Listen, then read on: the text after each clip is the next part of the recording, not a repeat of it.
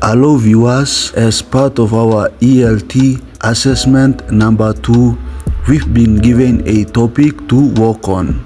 I, Nathan Nande, and my colleague Mel Nori, we've chosen the topic, the professionalism and the classroom. In this video, my colleague and I will talk more on professionalism and the classroom. Professionalism in the classroom refers to how you as a teacher, a professional, conduct the classroom in terms of the classroom management, the students' behavior, and the overall assessment of the students in a classroom. Professional refers to a high level of competence, expertise to standards in a specific field or occupation. The classroom is a learning environment where students gather to receive instruction and engage in educational activities. Professionalism in the classroom likely refers to the standards, practices, and expertise expected of educators or professionals like teachers working within educational settings. Learning how to manage a classroom effectively is a difficult task for pre-service teachers. This is compounded by the lack of attention that classroom management receives in many teacher preparation programs and in the field of education in general. This video offers a rationale for the lack of attention to classroom management in teacher education, a lens through which we can discuss classroom management. The goal of this video is to focus the attention of free service teacher on classroom management as a means to enhance students' learning as opposed to improving student behavior. The most common concern of beginning teachers is classroom management. Beginning teachers report that weak classroom management skills and disruptive students are the most significant barriers to being a good teacher. And often teachers in their first few years of teaching blame their teachers' preparation programs for failing to adequately prepare them for classroom management. Found that a vast majority of teachers felt that classroom management is very important. Learning how to manage a classroom effectively is a difficult task for pre-service teachers. The reasons for the difficulty lie in the lack of attention to the field by profession, lack of formal preparation in the field by most teachers, and the lack of reality-based pedagogy in many teacher educational classrooms. Beginning teachers face a reality shock in the classroom when their teacher education programs focus on the theoretical side of classroom management. Pre-service teachers believe it would be more helpful if teacher preparation programs provide more real-life experiences on how to resolve classroom management issues. The teaching profession has many ways of demonstrating the relative importance of topics within education.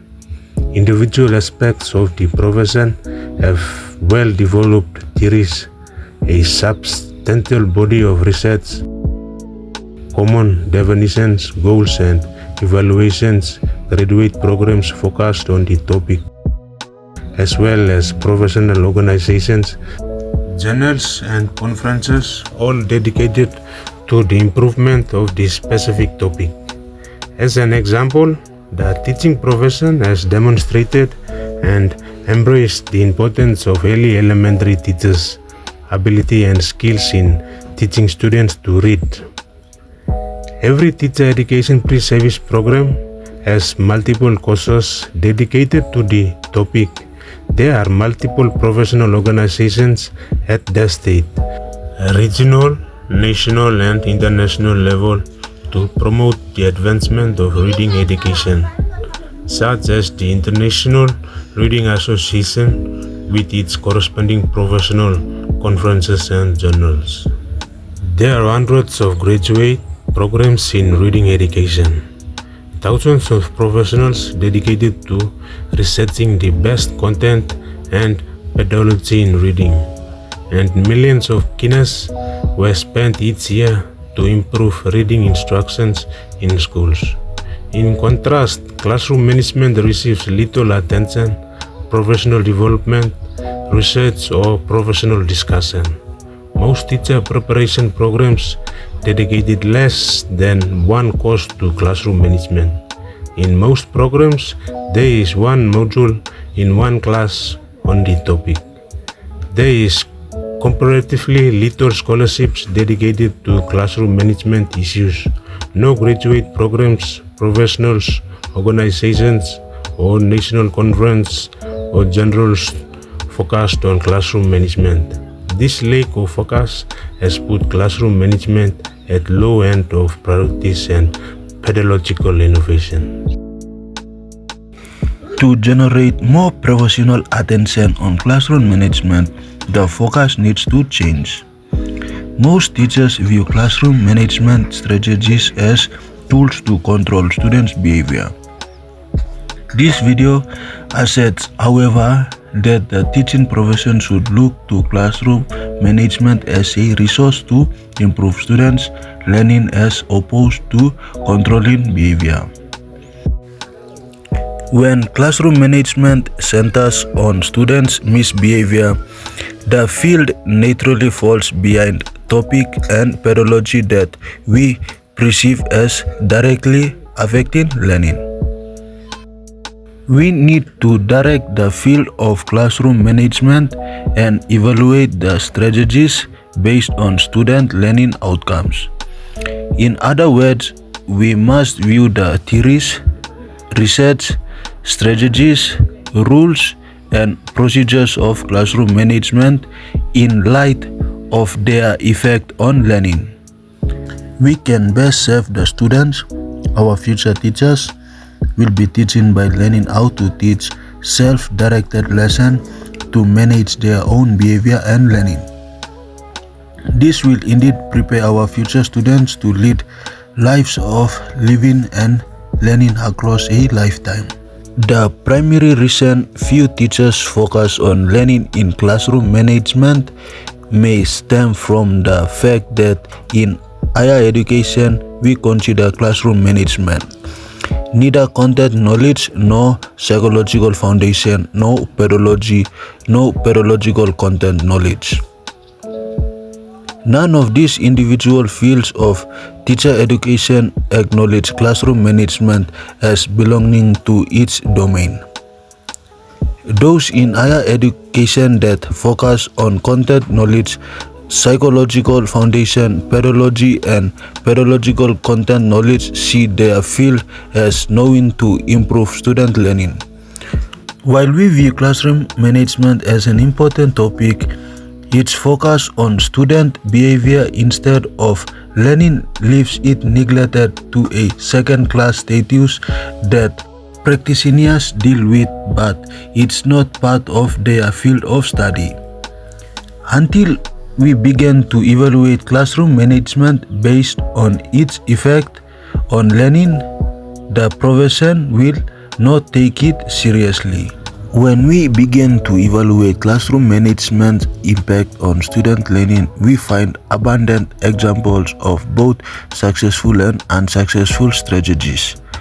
For example, under traditional models of management, an effective management strategy is for a teacher to stop teaching to call out a student playing with an object, causing that misbehavior to end. Evaluating this method in the light of student learning gives a different perspective.